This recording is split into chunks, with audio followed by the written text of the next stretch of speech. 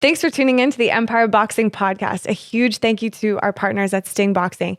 It doesn't matter if you're into boxing for fitness, as an amateur, or as a pro, Sting has something for you.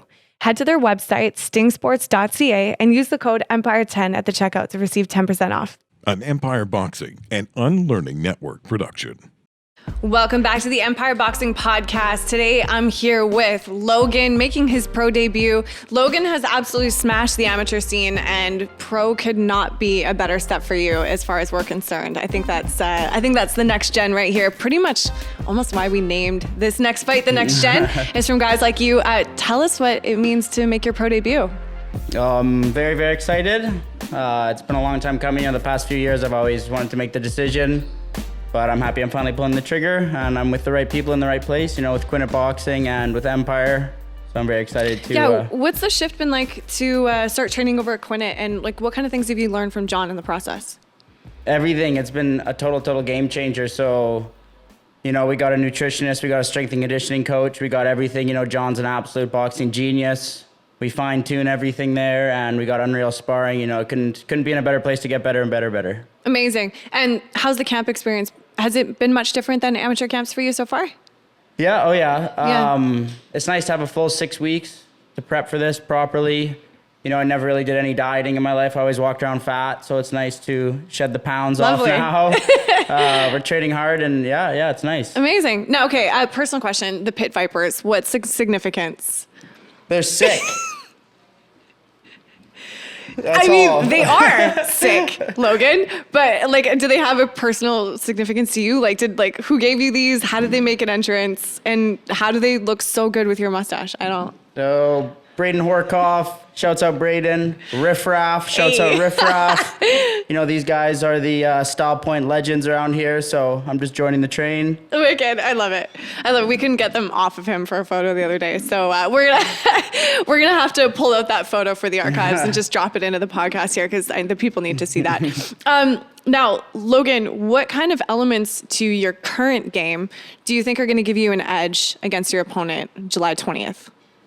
I've always had what I call pro style in the amateurs, and there's been times that I would say it didn't benefit me in the amateurs. It's not about getting touched and stuff like that. I'd always have great defense, but I think it's going to transition over nicely to this. I'm hard to hit, I move well, I punch from good angles, and I think it's all going to pay off come July 20th. Wicked. Now, Kadir, I remember we talked to Kadir, and he was describing you as a real pressure fighter. Now, is that something you're hoping to use in your arsenal as well?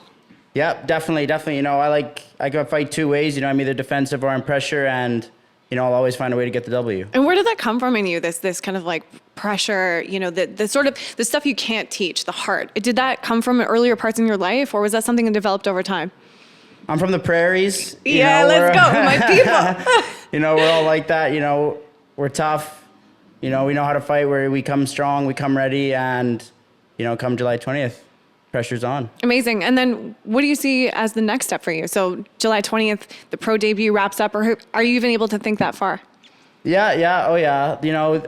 Take one step at a time, obviously, but I want to be as active as possible, get as many fights as possible, and hopefully get on the main stage one day, on the big stage somewhere. Yeah, looking to take a world title one day? Yeah, fuck yeah, absolutely. Let's go. And whereabouts in the prairies are you from?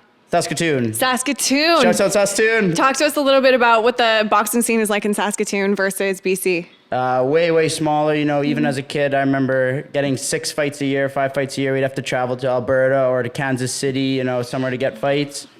Right now, there's 2 good gyms there. There's Alliance Boxing and Gary Hocus Pocus Copus Boxing Gym. Sweet. Shouts out both those guys. And, they're very, very talented fighters, great fighters there, but it's a way smaller scene than we have here in BC. Right. Now, who of your friends and family are going to make the trip to come see you make your pro debut? Everybody. Everybody's coming. Mom, dad, sisters, brother-in-laws, everybody's going to be there. And are they all going to have Pit Vipers on? I hope so. Come with signs and the Vipers? Sick. Okay, sick. Well, I really look forward to a Logan section. I don't know if we're going to need extra security or something for that. Okay, cool. And any last, thoughts as you head into these final weeks before the Takeover 3?